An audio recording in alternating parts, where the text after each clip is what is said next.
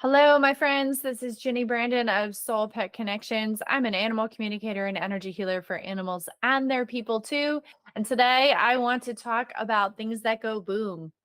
So 4th of July here in the United States is right around the corner, and it's also thunderstorm season here as well. And there are so many pets that struggle with loud noises. I had a dog that struggled, and it can be really scary when you're dealing with a pet who is very afraid of these noises. And the 4th of July is the day when more pets are lost out of any other day of the year in the United States. I don't want you to be one of them. So here's an incomplete list of things you can do to help work on that, to make sure that your pets are able to navigate the noises with as much ease and comfort as possible. So the first tip I have for you is actually something that I discovered with my dog. And this is part of the reason that I am an animal communicator, because I realized that the part of the equation that was the problem was me. So my dog had notoriously been afraid of fireworks and thunderstorms and loud noises. And we chose to go away one year for vacation over the 4th. And I made sure that the pet sitter was prepped. She was staying in the house, so there wasn't going to be any problems with the dogs being alone. And I gave her all these ideas to help make sure that he was okay. We lived in a rural area, so it was not uncommon for people to set off fireworks, and they could be pretty close to where we were, so it could be kind of loud. And I checked in with her on the night of the 4th, and she was like, "He's totally fine."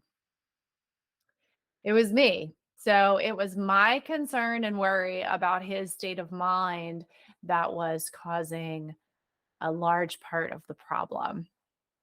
I do have issues with thunderstorms. I have some pretty traumatic experiences in my past as a result of thunderstorms. So I think that's where the situation kind of got started for he and I. And then it was perpetuated just by my underlying fear, even though I wasn't expressing it, which is another topic for another day.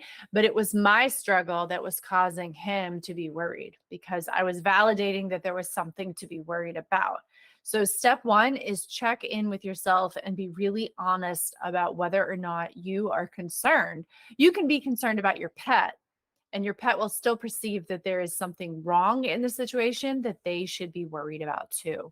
So check in with yourself and work on getting into a neutral place where you are not contributing to the energy of the situation. Takes practice.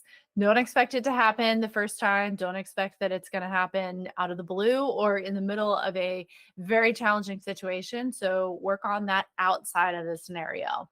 So the second step that I also made the mistake of with my dog is not praising when they're afraid.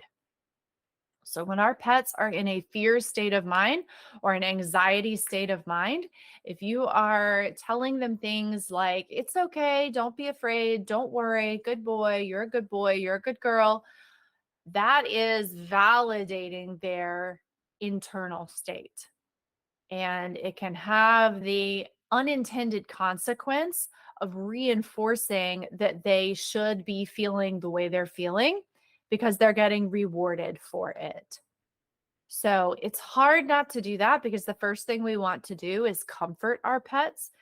And that's a very normal human response, but it can perpetuate their experience. So, again, going back to the first tip, making sure your energy is neutral in whatever you're doing with them, not really praising them, not punishing them, but just remaining neutral. So, if they get worried, it doesn't matter. As long as they're safe inside and they're safe wherever they are, it's okay. They can be worried, they can have their experience, and that doesn't mean that you energetically need to engage with them. They'll work through it and they'll be fine. You can think of it as if you were a small child, or if you're experiencing something terrifying and someone gets worried around you, that's not going to help either one of you get out of that frame of mind. So, those are the two most important steps that you can take to really make sure that you're setting up the environment in the best way possible, despite the fact that you know there might be something that is triggering that's going to happen. The next thing is to make sure your pet is very secure. So most of the stories I hear are of dogs that bolt off of a leash, break their collars. They're outside and it's just too much, and the owners can't handle them or control them. So keeping your pet in an area where they are already comfortable, that is familiar to them, making sure that doors and windows are secured, that the backyard is very secure, or even taking them out on a leash if they need to go potty outside, making sure that they are doubly secured at that point. And of course, trying to avoid the times when you know that it might be bad. Don't go out at 9 p.m. when everything starts. Make sure potty trips are done well before that, and then everybody's super comfortable. The last thing is there's quite a few products on the market that can help. Thunder shirts are a great option if they work for your dog. I've heard there's some pets they don't work for. Essential oils can provide some relief. There's also different CBD products out there and all sorts of different opportunities. Rescue Remedy is a great thing to have on hand as well. The trick with these items is not to test them out in the middle of the crisis. So try the Thunder shirt on, use the oils outside of the time when there is an urgent need to make sure that number one, your pet is okay with them, and number two, that they are part of a comforting routine already. So if you can establish that these smells or this pattern, this thing that we do, this shirt that you wear, if you can establish that's something that feels good, when you pull it out in the middle of the crisis, it's going to help the pet get back to a better frame of mind because they'll associate it already with something positive.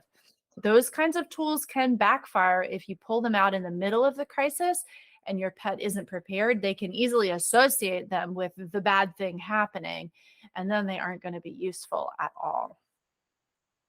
So you can also prepare your house by making sure that you have a lot of white noise, whether that is fans going, running a box fan on high just to provide some white noise in the background, playing music or the TV a little bit louder than normal, something that's going to be constant. And again, not anything that's going to be disruptive, but something that sounds nice, is good music, pleasurable music to help disrupt the outside sounds that are coming in. Pulling window shades can help.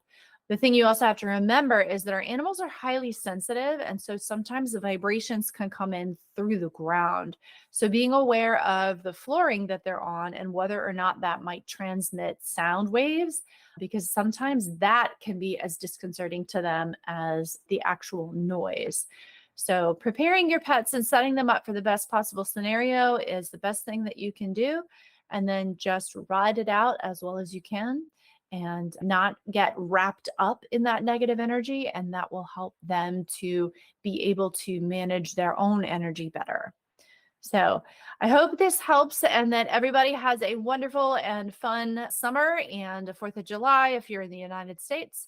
I am Ginny Branden. I'm an animal communicator and energy healer for animals and their people too. You can find me on the web at soulpetconnections.com, as well as on Facebook, YouTube, and Instagram at the same handle. Look forward to seeing you again soon. Bye-bye.